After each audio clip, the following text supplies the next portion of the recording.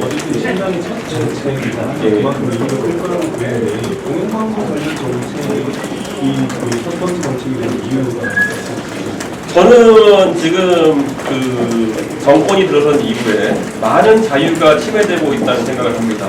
그리고 그 중에서도 많은 국민들을 대신해서 질문을 던지고 그 질문을 국민들에게 다시 전달하는 방송 영역에서의 자유가 많이 침해되었다 이렇게 생각합니다. 실제로 지난 한 1년여에 걸쳐서 이런 문화가 계속되다 보니 정치인들이 사실 국민을 대신하는 언론의 질문에 답을 안 하고 도망가는 경우가 굉장히 많아졌다. 저는 그런 생각을 합니다. 근데 이런 문화가 잘못된 것만큼 또 그리고 우리가 봐온 것은 어느 때보다도 방송 진행자와 그리고 정치 패널 등에 대한 직접적인 규제도 많아지고 있는 상황이고 실제로 방송을 천직으로 알던 많은 간판급 진행자들이 자리를 떠난 것을 목격했습니다. 근데 이것이 얼마나 국민의 알 권리를 침해하는 것인지에 대해 가지고 개혁신당 구성원들이 모여서 논의하면서 이것이 가장 중요한 어떤 정책 중에 하나다라고 해서 일반적으로 지금까지 정당들이 경제나 아니면은 안보 등의 이슈를 해왔던 것과 다르게 저희는 국민의 알 권리를 명확히 서겠습니다. 네, 혹시 그 임명 동의제를 도입하겠다고 또 말씀하셨는데요. 네. 그 이전에 지금 통과됐던 방송법 개정안, 방송 3법 개정안 있지 않습니까? 거기에 이제 그 정치 권력의 그 인사권의 개입을 막기 위한 그런 정치 독립을 위한 방송법 개정안이라고 또 언론계에서는 얘기하고 자리가 됐었던 건데 그 법에 대한 동의를 그 법에 대한 얘기는 없는데 어떻게 보시는지? 저는 이렇게 생각합니다. 저희가 임명동의제를 한다는 것은 사실 그 방송 노동자들에게 매우 강력한 비토권을 부여하는 것이다 이렇게 생각합니다. 그리고 비토권이라는 것은 권력이 낙하산을 찍어 놓을 때 집단적인 총의를 모아서 굉장히 강한 저항을 할 수 있는 방법이다. 그렇기 때문에 오히려 사장 선임의 방법에 대해 가지고는 저는 오히려 어느 정도 방송 노동자들이 여유를 가질 수 있다는 판단을 합니다. 방송 3법이나 그리고 거부권이 행사되었지만은 지금까지의 방향성은 사장 선임 과정에서 사실상 여야의 이사진이나 아니면은 그 선출하는 위원회 구성에 대해 가지고 많이 논의했었다 그러면은 저는 그 부분에 있어서는 어차피 지금 특별다수제가 된다 한들 무한대치가 일어날 수 없기 때문에 여당의 의견이 많이 반영되는 구조일 수밖에 없습니다. 그렇기 때문에 특별다수제 여부와 관계없이 인사권 그 자체에 대해서는 여당의 의견을 더 존중하는 형태가 유지될 것이라 보고 다만 그 안에서 항상 그 언론 노동자들이 항상 이야기하는 그런 어떤 비토권을 활성화시키기 위해 가지고 지금까지는 일부 언론사에서 단체 협약을 통해 가지고 보도국장이나 아니면은 또 편집국장에 대해 가지고 이런 것들이 진행된 바 있고 또 민영방송사에서도 사장 임명 동의제가 진행된 바가 있습니다. 그런데 적어도 공영방송사에 대해서는 이것을 앞으로 저희가 22대 총선 지난 뒤에는 법으로 강제할 수 있게 하겠다가 이번 저희 생각의 골자이고요. 사실 오늘 논의된 언론에 대한 여러 가지 생각들은 저희가 초안이 있었고 그것을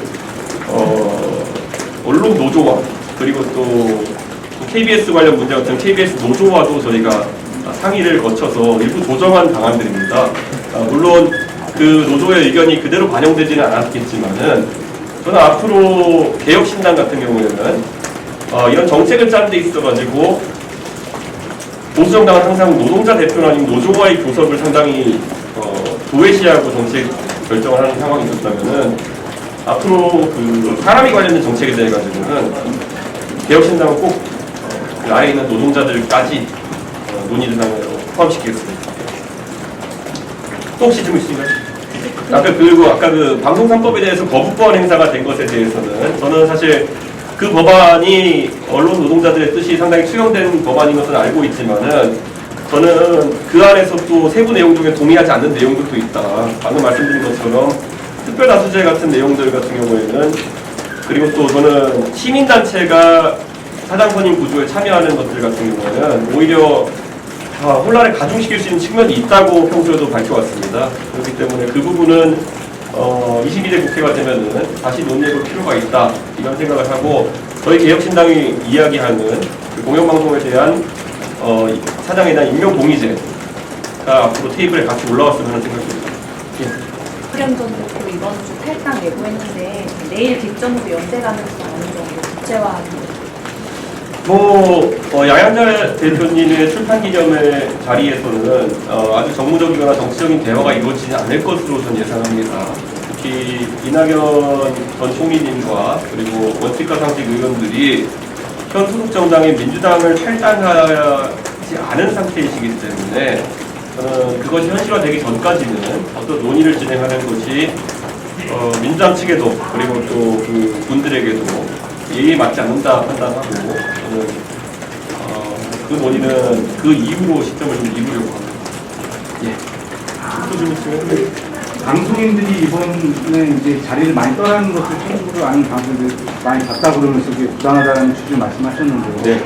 그러면 여기 보도 편향성 언급도 말씀하신 것처럼 보면 그런 방송인들의 보도 편향성이 있다는 어떤 그 주장에 의해서 지금 그런 방송인들의 어떤 이제 그 자리를 몰아내고 하는 일들이 생긴 건데 그런 주장, 그런 근거에 따른 주장은 동의하시는 건지? 저는 이렇게 생각합니다. 외부 진행자들이 그 문제에서 상당히 큰 역할을 했다고 제가 지적하긴 했지만은 또 반대로 모든 외부 진행자가 그랬다는 것을 이야기하는 것은 아니다. 이렇게 말씀드리겠습니다. 그래서 저는 제가 패널로도 많이 나아가 봤기 때문에 실제로 편향성이 우려되는 분도 일부 있었다라고 일부 있었다는 걸 이야기하고요. 제가 또 언론을 천직으로 여기던 분들이 여러 가지 이유로 본인의 이름을 달고 있던 프로를 벗어나서 해외에 지금 연수가 계신 분도 계시고 여러 가지 좀 안타까운 처우를 받고 계신 분들이 계신데 사실 그것은 사내 노동자나 아니면 외부 진행자나 공이 지금 나타나는 현상이다.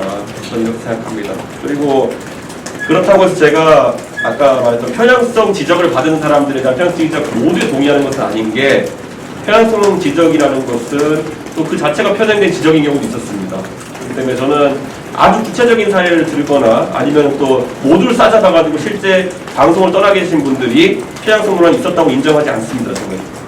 그것은 말 그대로 오히려 경영진의 편향성 때문에 물러나게 된 분도 있다라고 제가 확언해서 말씀드리겠습니다. 그러면 그거를 그렇게 해서 떠나는 이런 부당하게 떠나는 사람들이 생긴 경우를 막기 위한 방안은 혹시?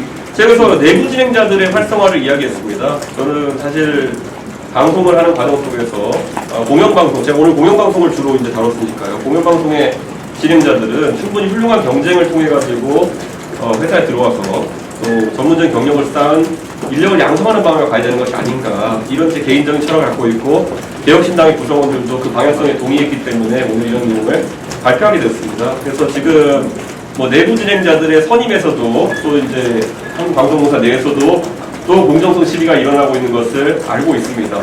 저는 앞으로 이게 지금 민물이 맑으면 아래물도 맑아진다고 임명 동의제라든지 이런 것들이 활성화가 되게 되면은 또 내부 경영진의 또 그 편향성에 의한 또 진행자 선임의 편향성 이런 것들도 장기적 관점에서 해결될 수 있다. 저는 이렇게 생각합니다. 지금 굉장히 혼란스러운 그런 어떤 방송 장악의 기도 때문에 이런 파생되는 일들이 있는데 바로잡기 위해서는 정치권이 이 장악 기도를 내려놓고 오늘부터 민물이 맑게 시작하는 것을 해야 된다고 생각합니다. 윤석열 정부에서 방송 장악을 하고 있다고 보십니까?